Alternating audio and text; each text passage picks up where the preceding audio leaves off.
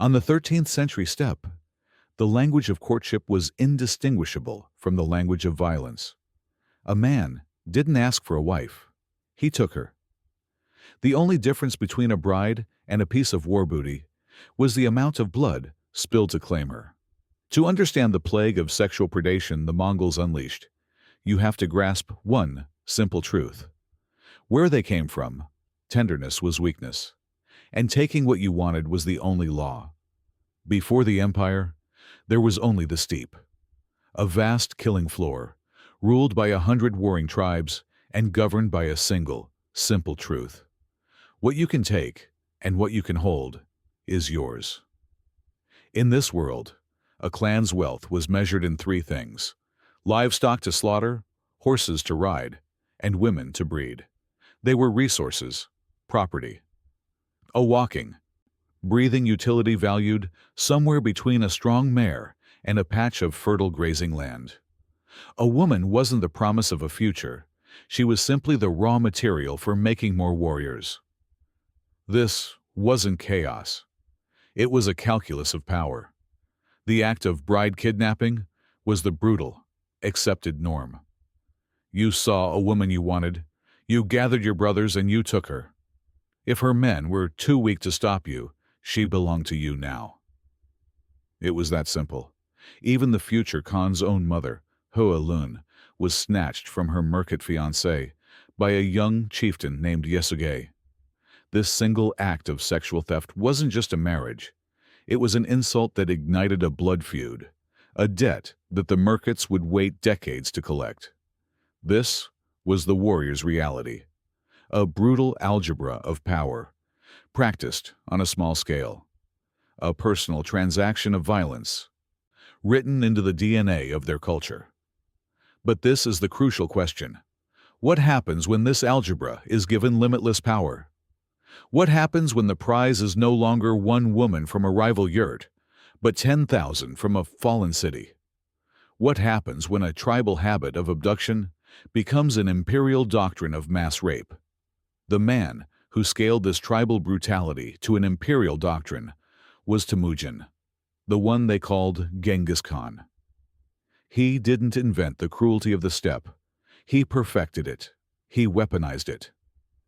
He took the raiders' simple hunger for loot and women and turned it into the fuel for the most terrifying war machine the world had ever seen. The core of this machine wasn't the Mongol bow, but a calculated doctrine of psychological terror. And its primary target was the mind of the men defending the city walls. For weeks, sometimes months, the siege would grind on. And every day, the psychological assault was relentless. It was a chorus of promises shouted across the killing fields. Promises made not to the defenders, but to the Mongol warriors themselves. Gold, silk, horses, but above all, the ultimate prize, the one that resonated in their very bones, the women. The generals made the promise explicit. Everything inside that city is yours for the taking. Every cellar full of wine, every chest full of silver, and every woman cowering behind those walls. This promise became a weapon aimed directly at the enemy. The taunts were a poison, seeping into the city with every volley of arrows. "We hear your women weeping. Tell them to save their tears. When these walls fall, your daughters will learn to speak our language. We will kill you, and we will ride your wives." For the men on the walls, it was a slow, agonizing torture. They weren't just fighting for their lives. They were forced to imagine, in vivid detail, the fate of their families. Their instinct to protect was twisted into an instrument of their own despair. From the warrior's perspective, this was simple justice. After months of mud, blood, and starvation, the city below was not a home for thousands of souls. It was a box of treasures sealed shut, and the women inside were the most coveted treasure of all. They were not mothers, wives, or daughters. They were the living, breathing proof of his victory, the spoils he had earned with his own sweat and the blood of his comrades. And as the siege engines finally smashed through the gates, The time for promises was over. For the men inside, it was the end of the world. For the horde flooding through the breach, it was payday. What comes after the breach is not a battle. It is a slaughter, an explosion of pent-up violence. For a few hours, the warrior is king. Every door is a prize to be kicked in. Every scream is a song of victory. This is the Red Chaos, the bloody dividend paid to men who have lived on the edge of death for months. It is the fulfillment of the promises shouted at the walls. But then, the chaos subsides. And this is where the true horror begins. Because Mongol conquest was never just about rage. It was about efficiency. Out of the slaughter emerges a cold, bureaucratic system. The killing is paused. The survivors are herded from their hiding places into the city's main square. The great accounting begins. Artisans and engineers, those with useful skills, are separated and branded for slavery. The rest of the men are led away for methodical mass execution. And then, they turn to the women. This is not a random frenzy. It is a human inventory. The women are stripped of their veils, their jewelry, their dignity. They are sorted like cattle. Virgins in one group, wives in another. The young separated from the old. They are graded on their beauty, their health, their perceived social standing. A nobleman's daughter, identifiable by the softness of her hands, is worth more than a peasant. A terrified girl of 15 is a higher prize than a woman of 30. It is the methodical quantification of human flesh. The distribution is a rigid hierarchy. The prime selection, the daughters and wives of the slain sultan, the most beautiful virgins, are the Khan's share. They are immediately claimed for the imperial harem, put under heavy guard, and sent on the long journey back to the heartland of the empire. The next tier goes to the generals and commanders, a reward for their leadership. And the rest, the thousands left over, they are the warrior's wage. They are divided amongst the ranks. A soldier's share might be 2, 3, even 4 women, depending on his valor in the assault. They are handed over like sacks of grain, the final entry in a bloody ledger. The city is now a hollowed-out corpse, its treasures looted, its people gone. But the army that leaves is larger than the one that arrived. It is followed by a silent, traumatized column of women. For them, the slaughter was only the beginning of their nightmare. Their new life as property of the horde had just begun. For the captured woman, the end of the siege was the beginning of a new walking death. Her name, her family, her past, all of it was incinerated in the fires of her city. She was now property, her existence defined by the whims of the warrior who owned her. Her new life had a brutal, simple rhythm. She cooked his food, she tended to his horses, she carried his burdens. And at night, in the suffocating darkness of a felt yurt, miles from anywhere she had ever known, her body was his. This was life within the Ordu, the great Mongol horde.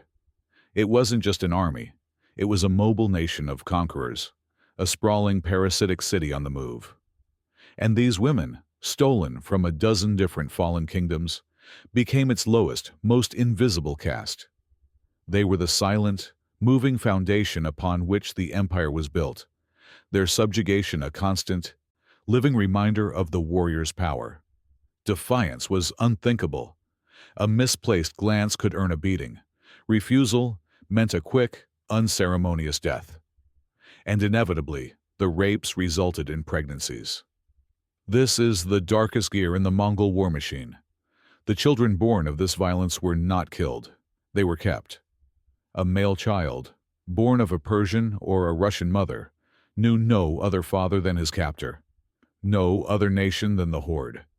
He was taught to ride before he could properly walk, to fire a bow before he could write his name. His mother's language was beaten out of him. His father's memory was a ghost he would never know. He was raised Mongol. This was the engine of conquest at its most insidious. It was a self-perpetuating cycle. The army replenished its ranks with the sons of the men it had slaughtered. The children of violated women were forged into the next generation of warriors, who would grow up to storm other cities, slaughter other men, and capture other women to breed the generation after that. It was the ultimate act of erasure. A people's bloodline wasn't just ended, it was hijacked. Their future sons were stolen and turned into weapons aimed at the rest of the world. This wasn't just war, it was a biological invasion. An invasion whose evidence isn't just buried in the dust of history, but is alive and screaming in the very DNA of humanity. For centuries, the tales of the horde's brutality were just that, stories. Horrifying anecdotes recorded by the scribes of conquered nations, dismissed by some as the biased exaggerations of the defeated. The physical evidence of their conquests, the pyramids of skulls, the cities razed to bedrock, eventually crumbled to dust. But one record of their atrocities was never meant to be read. It wasn't written on parchment or carved in stone. It was written in the blood of their victims, hidden in the one place no one thought to look, the human genome. In 2003, a team of geneticists published a landmark study that shook the world of history. While analyzing the Y chromosome, the genetic marker passed down from father to son, they discovered a shocking anomaly. A single, specific lineage was found in roughly 8% of all men across a vast swath of Asia, from the Pacific Ocean to the Caspian Sea, an impossibly high number. The territory this genetic marker dominated was a near-perfect match for the borders of the Mongol Empire at its peak. Tracing its origins, the scientists concluded that this lineage exploded from a single man who lived in Mongolia about 1,000 years ago. The paper described the cause of this unprecedented spread with a sterile academic phrase: a novel form of social selection. But we now know the true meaning of this euphemism. This social selection was not a peaceful process. It was the system we have just witnessed. It was the brutal sorting of women in the squares of fallen cities. It was the Khan claiming the daughters of kings for his bed. It was the generals taking their pick. And it was the common warrior receiving his human wage. This was the engine of that genetic conquest. A relentless, systematic campaign of mass rape and forced procreation, carried out by hundreds of thousands of men over the course of a century. The geneticists had found the murder weapon. The science gave a cold, clear voice to the silent screams of millions of women. The study concluded that 1 in every 200 men alive today are the direct paternal descendants of that single Mongolian ancestor. 16 million men. The biological heirs of a campaign of sexual terror. This is not the legacy of one man. It is the legacy of an army. Every warrior who stormed a wall and claimed a woman was an agent of this genetic replacement. They were not just erasing cultures. They were overwriting the very biological identity of their enemies with their own. The Mongol empires of territory and power are long dead. But this empire, the one written into our cells, has survived. It is the final, chilling victory of the horde, a conquest that time can never undo. The Mongol Empire, like all empires of men, eventually fractured and fell. The great Khans are dust. Their cities of gold are legends. The thundering of their cavalry is a silence that has lasted for centuries. The weaponized system of sexual conquest dissolved back into the chaos of history. But the lesson it taught was never forgotten. The use of mass rape as a tool to break, terrorize, and humiliate a people has been a repeating nightmare in human conflict, a ghost of the horde's doctrine appearing again and again, even into our own modern age. What, then, is the final legacy? For the warriors, it was a form of biological immortality, a victory that outlasted any kingdom. For the captured women, their names are lost, Their stories are whispers of pain that no historian will ever record. They were erased, and yet they are everywhere. They are the silent, uncredited matriarchs of this vast and violent lineage. Their only legacy was the one forced upon them. The DNA of their destroyers, passed down in an unbroken chain through the very children born of their suffering. Why does this story, dead for 800 years, still feel so alive? Because it strips away the myths of glorious conquest and exposes the raw, biological mechanics of power. It reminds us that history is not a clean narrative. It is a chaotic, and often brutal, story of survival and subjugation written not just in books, but in our own blood. The 1 in 200 statistic is not just a number. It is a living testament.